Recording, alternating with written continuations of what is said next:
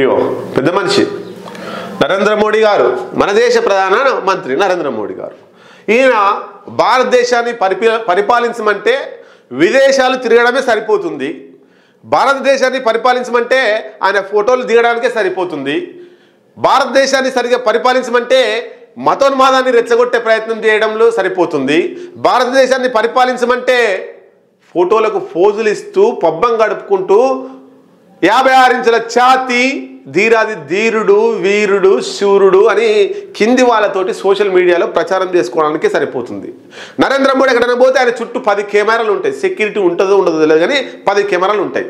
ఆయన నిలబెడితే ఒక ఫోజు, ఆయన కూర్చుంటే ఒక ఫోజు, ఆయన సముద్రం ఒడ్డుకుంటే ఒక ఫోజు, ఆయన కొబ్బరికాయ కొడుతుంటే ఒక ఫోజు, ఇట్లా రకరకాల ఫోజులు పెడుతూ దేశ ప్రజల్ని మభ్యపెడుతున్నాడు ప్రజాపాలన చేయకుండా. ఇది కాస్త ఆర్ఎస్ఎస్కు నచ్చలేదు. వన్ మ్యాన్ ఆర్మీగా చేస్తున్నాడు, ఒంటరిగా పరిపాలిస్తున్నాడు, ఆర్ఎస్ఎస్ విధానాలని పక్కగా పెట్టిండు. అది నచ్చట్లేదు ఆర్ఎస్ఎస్ చీఫ్ మోహన్ భగవత్కి. కాబట్టి 75 ఏళ్ళ అంశాన్ని తెర మీదకి తీసుకొచ్చిండు. ఈ 75 ఏళ్ళ అంశం ఎవరు తీసుకొచ్చారు అంటే నరేంద్ర మోడీ, అమిత్ షాని తీసుకొచ్చారు. ఎల్కే అద్వానీ ప్రధానమంత్రి కాకుండా ఆపడానికి. అదే వాళ్ళకి ఇప్పుడు ఉచ్చుగా మారింది. ఎవరైతే 75 ఏళ్ళ అంశాన్ని తీసుకొచ్చి లాల్ కృష్ణ అద్వానీ ప్రధానమంత్రి కాకుండా ఆపిర్రో అదే అంశం నరేంద్ర మోడీకి ఇప్పుడు ప్రధానమంత్రి పోగొట్టడానికి ఆ అంశం ఆయుధంగా మారింది ఆర్ఎస్ఎస్ చీఫ్ మోహన్ భగవత్కి. ఇగో ఈ ఫోటోలకు ఫోజులు ఇచ్చుడే ఉంది తప్ప ట్రంప్ తీసుకునేటువంటి నిర్ణయాల మీద ఒక్క మాట మాట్లాడతలేడు. ట్రంప్కు వ్యతిరేకంగా ఒక్క మాట మాట్లాడతలేడు. పాకిస్తాన్కి ఏమో 19% సుంకాలు, భారతదేశానికేమో 25% సుంకాలు. అంటే 6% భారతదేశానికి ఎక్కువ సుంకం వేసిండు. అంటే భారతదేశం మీద ప్రేమ ఉందా, పాకిస్తాన్ మీద ప్రేమ ఉందా ట్రంప్కి? అది అడగాల్సినటువంటి కేంద్ర ప్రభుత్వం, అది అడగాల్సినటువంటి ప్రధానమంత్రి మోడీ మౌనంగా ఉంటున్నాడు. ఎందుకు? విశ్వగురు అంటున్నాడు కదా. విశ్వగురు అన్నప్పుడు దేశాల అధ్యక్షులందరూ కూడా నరేంద్ర మోడీ చెప్పినట్టే వినాలి. నరేంద్ర మోడీ చెప్పినట్టు వివిధ దేశాల అధ్యక్షులు వింటున్నారా?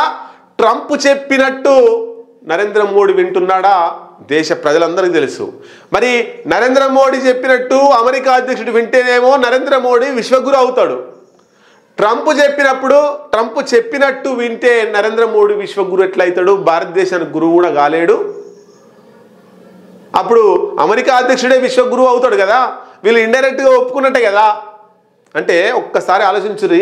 చెప్పే మాటలన్నీ ఒకటి, చేసే మాటలన్నీ పనులు వేరేగా ఉన్నాయి. ఎంతసేపు హైప్ క్రియేట్ చేసుకోవడం కోసమే. మణిపూర్ ఒక్కసారి పోలే ఇంతవరకు.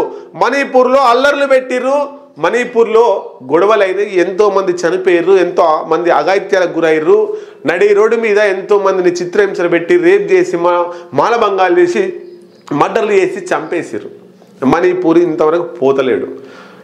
ఇట్లాంటి పరిపాలన భారతదేశంలో కొనసాగుతుంది. అంతెందుకు మన తెలంగాణ రాష్ట్రంలో రైతులకు యూరియా లేక చాలా ఇబ్బందులు పడుతున్నారు. ఆ యూరియా గురించే పట్టించుకోవడం లేదు. 2 కేంద్ర మంత్రులు ఉన్నారు తెలంగాణ రాష్ట్రంలో. 8 మంది ఎంపీలు ఉన్నారు బీజేపీకి, 8 మంది ఎమ్మెల్యేలు ఉన్నారు, 2 ఎమ్మెల్సీలు ఉన్నారు. అందరూ ఉన్నట్టా లేనట్టా ఈ బీజేపీ వాళ్ళు? అసలు బీజేపీ తెలంగాణలో ఉందా లేదా అనే సందేహమే కలుగుతుంది.